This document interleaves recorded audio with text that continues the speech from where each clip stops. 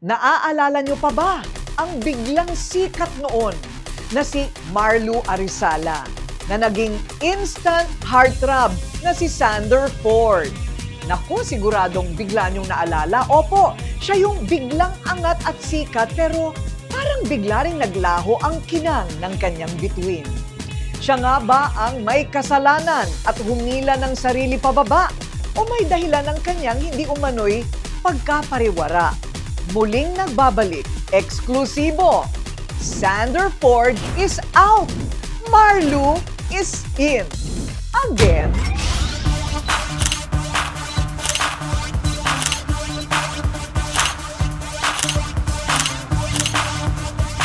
Sino ba naman ang makakalimot? Noong 2017, naganap ang pinaka-pinag-usapang makeover at greatest transformation sa buong bansa.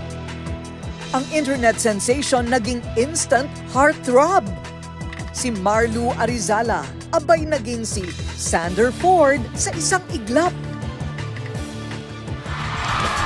Let's welcome Sander Ford! Kinakiligan ng buong Pilipinas, hinangaan ng mga fans, at dito nyo po siya unang nakilala sa ating programa. Goodbye, Marlu na nga, and say hello to Sander Ford. Palakpakan naman dyan! Pero sa mga nagka-amnesia na, refresher lang muna tayo. Sino nga ba itong si Marlu Arizala noon? Hi, my name is Marlu Arizala.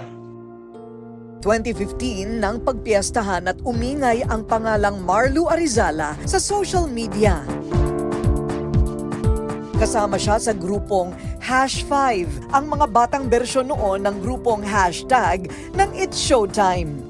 Kami ang #5! Puro pagbabash ang inabot ng grupo ni Marlu. Ang numero unong target ng netizens, walang iba kundi siya. Dahil daw ito sa kanyang nakakaumay na itsura. Nasaktan din ako pero sabi ko, dahil doon, sumisikat ako sa ginagawa nila. Binansagan pa siyang pambansang pinipig at kalapangit noon. Pero ikinibit balikat na lang ni Marlu ang ganong klaseng pambubuli. Nagpatuloy siya sa paggawa ng mga videos. Hi guys, nagawa po ako ng video. Naniniwala kasi siya, good or bad publicity is still publicity. At ang ending, ayun, nakilala nga si Marlu. Si Marlu ang naging pambato ng masang Pilipino noon. Sa kanya nagkaroon ng pag-asa ang mga Pinoy na pwedeng sumikat kahit daw hindi artistahin ang itsura.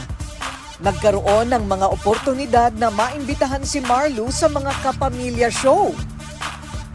Pinatikim sa kanya ang kaunting ningning ng showbiz. Pero hindi pa man nagiging sikat, nilamon na ng kakarampot na kasikatan itong si Marlu. Swerteng may kumupkop na bagong mga managers. Tinulungan siyang makabalik sa showbiz.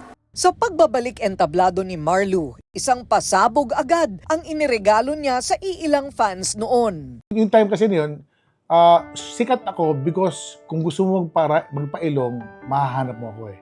In a party, mayroon siyang kaibigan na nagawa ko, na nagandahan siya.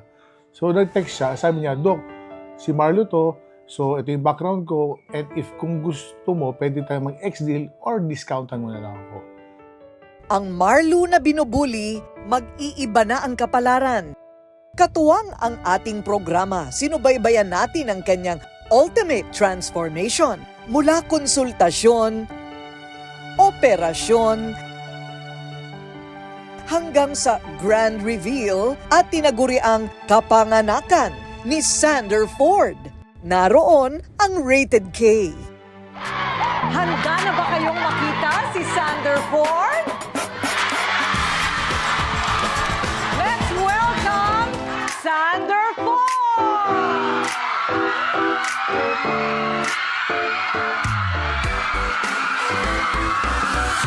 Araw-araw ikaw ang gusto kong kasama. Buhay ko'y kumpleto na. Tuwing nandito ka sa tabi ko, aking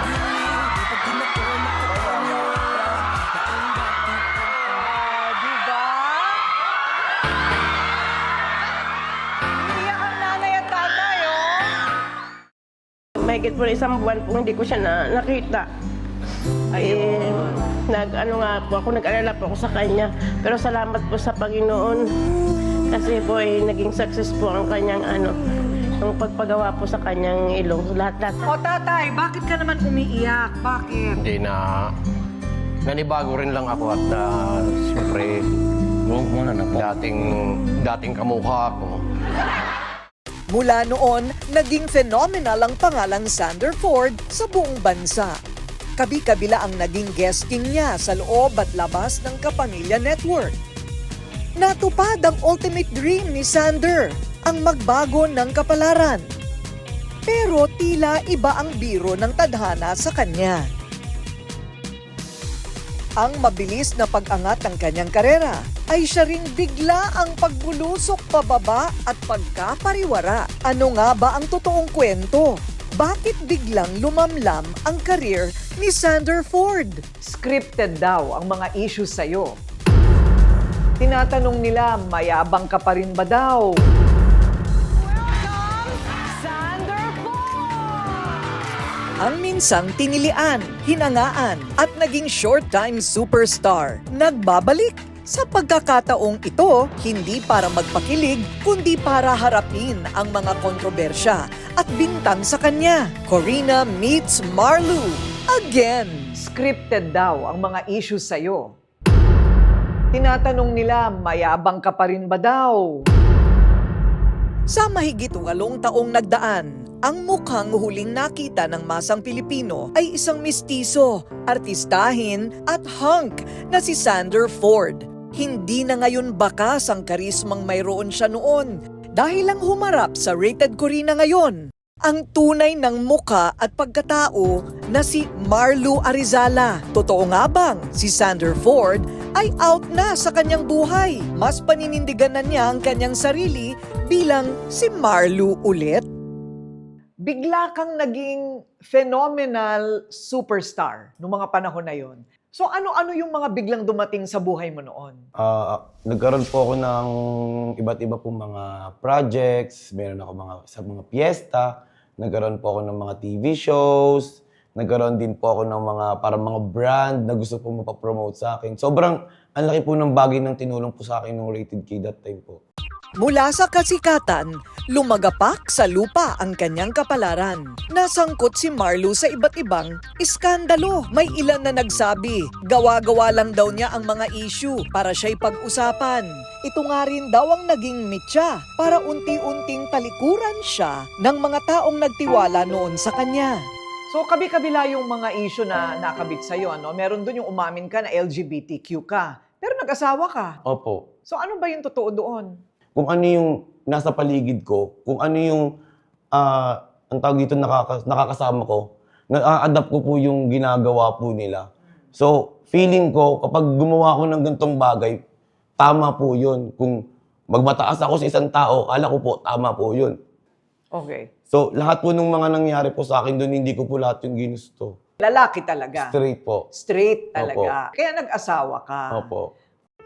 Inamin din ni Marlu sa amin na nagkaroon sila ng hindi pagkakaunawaan ng mga taong nagtiwala sa kanyang kakayahan. Pati na ang revelasyong wala siyang naipong pera noong in-demand pa siya sa showbiz. Akala ko normal lang yung gano'n na pag magulang, di ba po, sinasaktan yung anak. So, para sa akin po, inisip ko na lang po na, ay hindi, pangalawang magulang ko sila. So, tatanggapin ko kung ano yung mga consequence na binibigay nila sa ginawa kong kamalian. And then po, after po nung sunod-sunod na po yung mga project ko po sa Rated K po, hindi man lang umabot ng milyon yung kinita ko po sa kanila. Nakukwenta ko pa po, bago ako matapos sa kanila, siguro nasa mga 200,000 lahat po ng kinita ko sa kanila.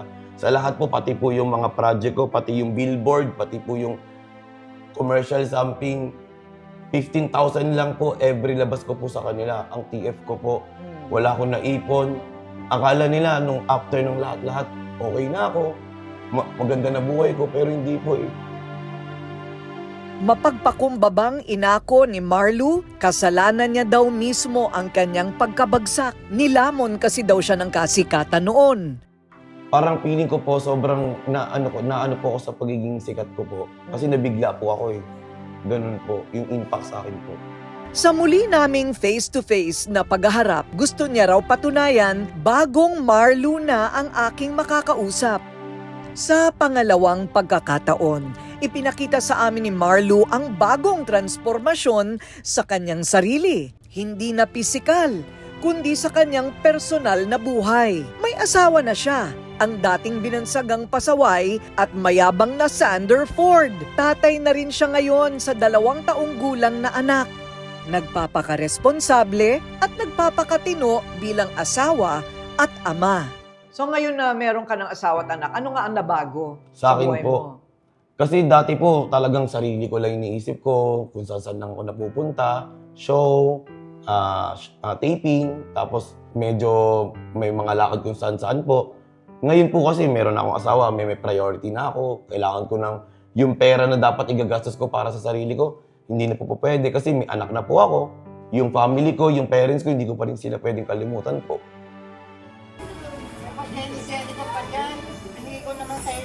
Dahan-dahan, muling bumabalik si Marlu sa sinag ng ilaw ng showbiz. Alam niyang matagal ulit na proseso ito, pero handa daw siyang maghintay. Sa paggawa ng mga vlogs, muli siyang napapansin.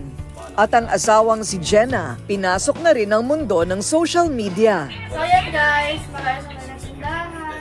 Sa tulong ng ilang mga fans, nakapagpatayo sila ng maliit na tindahan para matustusan ang pang-araw-araw na pangangailangan. Bakit ko nga ba sinusuportahan at tinutulungan si Sander? Kasi nakikita ko sa kanya ang isang ama, asawa at anak na nagsisikap na maibigay lahat ng pangangailangan ng kanyang pamilya. And I believe that he deserves a second chance. Buong pagmamalaking inamin ni Jenna, ibang Marlu na ang kanyang kasama. Mapagmahal at responsableng ama't asawa. Ang sakit lang po kasi na ang daming taong nanghusga sa kanya. Kahit po, hindi naman nila alam yung totoong story, yung behind po. Yun. So, po, parang natatouch po ako ngayon kasi talagang pinagpe-pray ko po yun araw-araw na sabi ko, mabigyan siya ng break. Gusto ko po matupad niya yung mga pangarap niya, yung mga hindi niya nagawa noon. Gustuhin mang bumalik ni Marlu sa telebisyon, wala pa raw pinto ang nagbubukas. May mga nagsasabi pang hindi na raw siya pang showbiz dahil bumalik na daw sa dati ang kanyang itsura. Ngayon, makikita natin yung diferensya nung unang transformation mo at ngayon. So better pa rin kesa nung una, pero ano bang nabago? Siguro po nagkaroon lang ako ng pagbabago na medyo tumaba po ako. Mas nagkalaman po ako before, yung after nung rated K ko, medyo mapayat po ako kasi yun yung pagbata talaga ganun eh. About tumatanda po, yung nagkaasawa na din ako, napapansin ko laki na ng ganito ko. Tapos medyo nagkakaroon ako ng parang mga wrinkles po ba tawag doon. At saka pimples. Yes po. O bumalik yung pimples mo, di ba? Oo. Yun Tapos po. yung sa ilong mo ang pinag-uusapan Tapos, noon eh. Nanatili ba siya? Actually, matangas pa naman po siya, pero hindi lang siya totally katulad nung before. Sobrang heal na po kasi niya. Kasi 8 years ago na po eh. Oo. So, ayun po yung nangyayari. Tapos nakikita po nila yung parang mga mark Oo. sa ano po. Ayun, oo. Minsan, ang kailangan lang sa muling pagbangon ay panalangin at pagpapakumbaba dahil angels are real. Sa pangalawang pagkakataon, ang Rated Corina at ang klinika ni Doc Yapi magsasanib puwersa ulit para bigyan ng pangalawang pag-asa na ayusin muli ang muka ni Marlu. So ngayon, hindi ko alam kung anong plano mo sa buhay, no? Pero ang gagawin ng Rated Corina para sa'yo ulit, Marlu, ay paayos natin ulit yan. Thank you. Hindi ba? Thank you po. Pero kailangan may kooperasyon mo, magpapapayat ka ulit. Ma'am, kakayanin ko. Kakayanin mo Opo. talaga, ha? Kasi po, may pamilya na po ako na totoong umaasa sa akin. At sabi ko nga po, baka ito na yung hiniling ko kay Lord na pangalawang pagkakataon. Side note, even the scars here, kailangan natin siyang i-handle. Which, ang good side naman dito, wala kang acne, walang ongoing acne. Importante, dapat medyo kalahating papayatin siya. Tapos syempre, papakinisin natin ulit yung scars niya. Kasi syempre, hindi natapos yung trabaho dun eh. Dahil medyo nawala siya eh.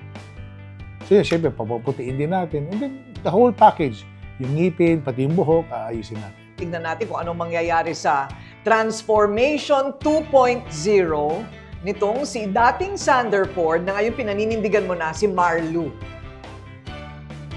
Everybody deserves a second chance, hindi po ba? Lalo't nagsisisi. Pero take note, hindi ito unli ha.